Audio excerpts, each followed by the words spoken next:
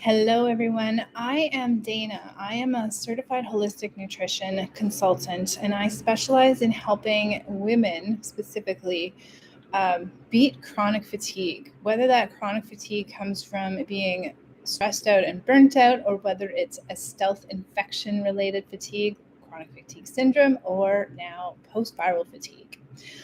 I am the owner of and director, CEO of The Energized Woman, and I help women online use natural solutions holistically to address the big picture, the entire health problem, the root cause of their exhaustion. So today I'm popping in here to talk a little bit about long haul post viral fatigue. Now, long haul has kind of been it's almost a it's almost like a new trending concept in the last couple of years, right? But I look at the symptoms and I look at the discussion on this long haul COVID and long haul post viral fatigue, and I go back to when my fatigue started. I caught pneumonia when I was 12.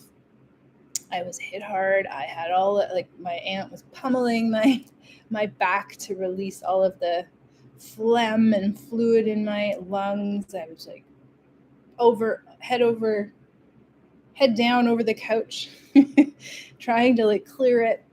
I finally got rid of the pneumonia, but I never got my energy back.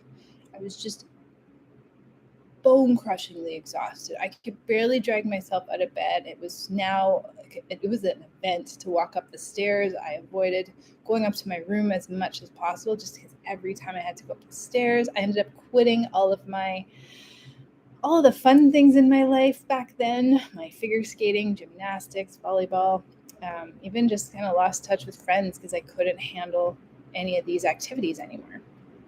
And so long haul post viral fatigue isn't something new, and it is something that I have worked on for myself and totally overcome.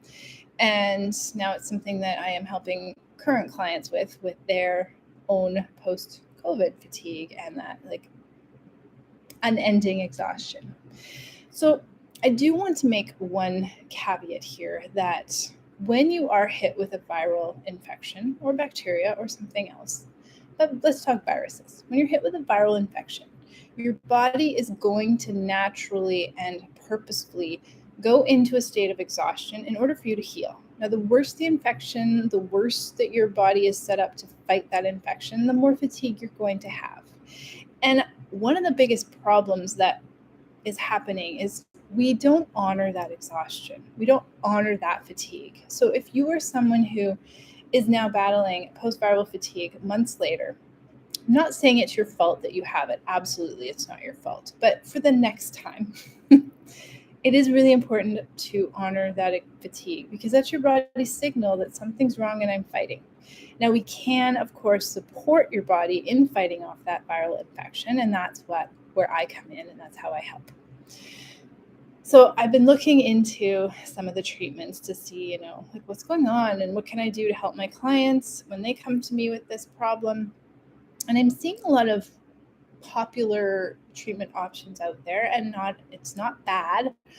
But from my perspective, the holistic post-viral fatigue perspective, there's quite a few huge gaps.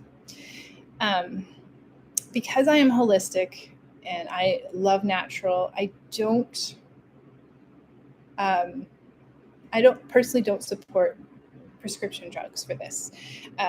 It's late in the game. The virus is basically like your body's trying to get rid of it. Your body's in this state of compromise where it's fighting off the after effects of the virus, whether that's the viral toxic load, whether that's the just the inflammation, the oxidative stress, the lack of nutrients that the fighting the actual virus has depleted you of. This is the state that you're in at this point. Um, you could still be obviously experiencing like swollen lymph nodes and sore throat and all of that. Your body's still fighting something, but I'm not a huge proponent of prescription drugs to fight this off because you're already in a toxic state. I do feel, well, I have seen and heard and experienced for myself that ivermectin is very potent for during the initial few days of the infection. When it comes in too late in the game, not really as effective. Now, this is a state, your body's in this state of lack of nutrients, exhausted, stress response is spiked, you have a lot of inflammation, a lot of oxidative stress. There's a lot of imbalances going on. And so one of the ideas the concepts that I see pushed that I don't agree with is intermittent fasting for overcoming your exhaustion. Because especially for women, so remember, I work with women. If you're a woman and you are battling exhaustion, I know that you've got some major hormonal imbalances. I know you've got inflammation. I know your stress response is overactive, possibly dysfunctional, underactive. So this tells me that you've got some nutrient gaps. We need to make sure that the stress response is nourished, cared for, loved, kind of put as like on a pedestal and treated as a top priority. Intermittent fasting does the opposite of this in women with dysfunctional stress responses. What the body actually needs is to be refueled. Make sure you're eating enough food at the right times of day, not too much, but not too little. So ideally at this point, the longest you should be going without food is 12 hours a day. I would argue that some women may only be able to go 10 hours a day, but that is something that each woman needs to play with on her own and learn about her own body, or you can work with someone like me who can help you figure this out faster. Melatonin. Not a bad option because it's a very potent antioxidant. The reason that you may need a lot more melatonin at this point in this post-viral fatigue situation is because of that dysfunctional stress response. So a missing piece is no one's really talking about how to renourish, refuel, strengthen, create more resiliency in that stress response and turn down that stress response. Regulate it, get it back to normal. So yes, while melatonin can be helpful for the antioxidant perspectives, helps with antioxidant or oxidative stress, we do want to make sure that the stress response is a key component of this protocol. I see turmeric as a nutrient to take when you are battling post-viral fatigue. Absolutely. Turmeric is very anti-inflammatory. Technically, you could overdose on it, but if you just add a teaspoon or so or a quarter teaspoon to your diet somehow, roughly every day, this is good. But you do need to remember, you have to have black pepper at the same time because black pepper with turmeric makes sure that your body takes in the turmeric and all of its wonderful anti-inflammatory properties. So if anyone ever tells you to just take curcumin, sorry, I'm not saying the word right today, or turmeric, ideally turmeric, the whole food is better than the supplement, of course. Make sure you're having black pepper with it. Always, always, always have black pepper. If you've ever had a golden latte and you don't taste the black pepper in it, it's not quite right. You need the black pepper. There's a little place here where I live that has the black pepper in it. I'm so excited and happy to have it when I have it, that they have the black pepper. Some other problems that it worries me is there's some promotion of really high dose levels of vitamin C, specifically in IV shots. Yes, some people do feel better after this, very, very temporarily. But what the problem is with high dose vitamin C, and I'm talking like 6,000 milligrams or more at one shot, is that there comes a point when too much vitamin C in these high doses actually does a little flip inside your body and becomes it promotes oxidative stress. So up to about 5,000 milligrams a day, 6,000 per day. Some people can do 10, but I'm going to say 6 on average. Vitamin C is a very potent antioxidant.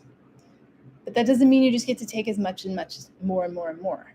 When we hit too much a day, it becomes a trigger for oxidative stress. It's like it flips. It's the oxidative paradox, oxidation paradox, where it flips. So be very cautious with high dose vitamin C recommendations. I don't recommend it if you're already struggling with post-viral fatigue, long haul viral fatigue.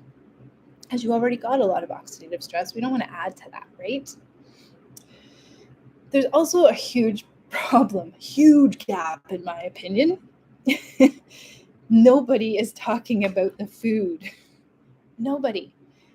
Your body runs on food. That is its core fuel, not supplements. Yes, there's nutrients in supplements, but supplements are difficult to break down, often contain some very difficult to digest and or toxic ingredients, or they're just really poor quality in general and add to your toxic load, which can create more inflammation and oxidative stress.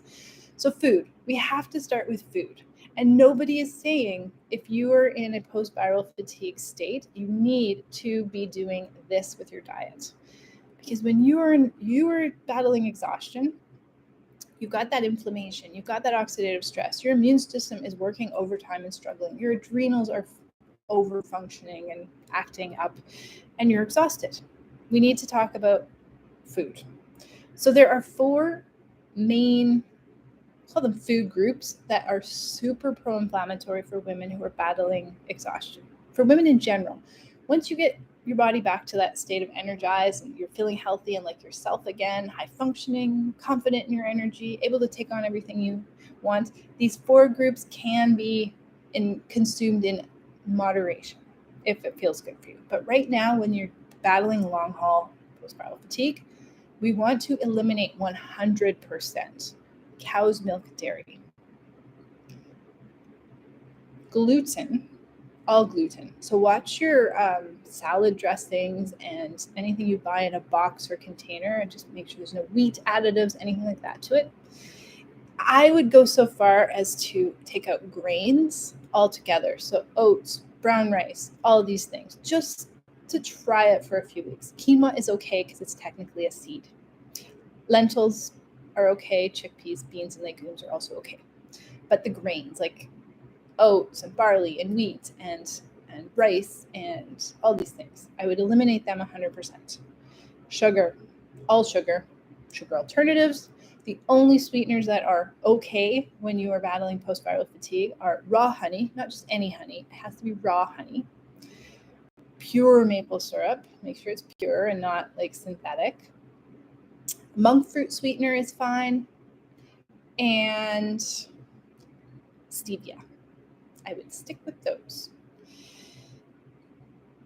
And then vegetable oils. So canola, vegetable oil, safflower, peanut, sunflower, grapeseed oil, all of those, no. You can have avocado oil, olive oil, and coconut oil. And flax oil is fine, or hemp oil, as long as they're cold and never heated. I just want to also talk a couple about some supplements that are recommended and just the gaps with them. I've read in a few protocols that people should be taking glutathione. So glutathione is your master antioxidant, and it is the number one cause of most of the symptoms you're battling and why your body is struggling. You need glutathione. It is used up primarily in phase 2 of liver detoxification as well. So when you're low on glutathione, your liver struggles and you become more toxic. The thing with glutathione is that in supplement form, it isn't absorbed hardly at all, like 10-ish% of it is absorbed. And given that so many supplements out there are poor quality, low dosage, toxic, buying and taking a glutathione supplement is essentially a waste of money and potentially a risk to your health. So glutathione, you get glutathione best from the cruciferous vegetable family, from garlic and onions. So broccoli, kale, cauliflower, cabbage, Brussels sprouts. You can eat them raw, you can eat them steamed, you can eat them cooked but not overcooked.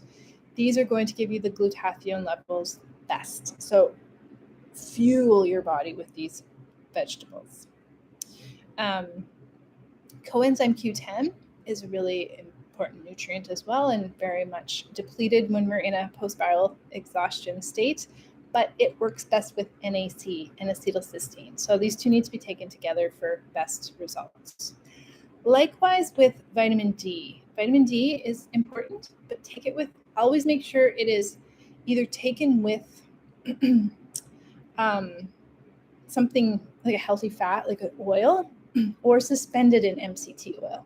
And it contains K2, vitamin K. They work together synergistically. There was one other I was just thinking that worked. Oh, zinc. Zinc is great. Zinc is very antiviral. Absolutely take zinc, but it also works best if you take quercetin with it. So just especially when you're battling a virus. These don't have to be always taken. These are just like that post-viral fatigue kind of protocol that you can take. So keep in mind that when you are in this state of post-viral fatigue, your body is in a state of high inflammation, a lot of oxidative stress. Mitochondria are basically told to shut down to keep you safe, and they can't do what they're supposed to do because the inflammation protects them, the cells as well. So nutrients and hormones are not getting inside to do the energy production thing for you. And then the stress response. So we have to keep that stress response like back of mind, always be focusing on that. So the two main areas of health, stress response and the immunity, and make sure the gut health is at least addressed with probiotics, fermented food, because that's where 70% of your immune system cells, the T cells, the B cells, the killer cells, that's where it all kind of starts and is created. So hopefully that was helpful. I guess what to eat. I didn't really talk about that. So what to eat besides cruciferous vegetables? Protein. You need protein, extra protein.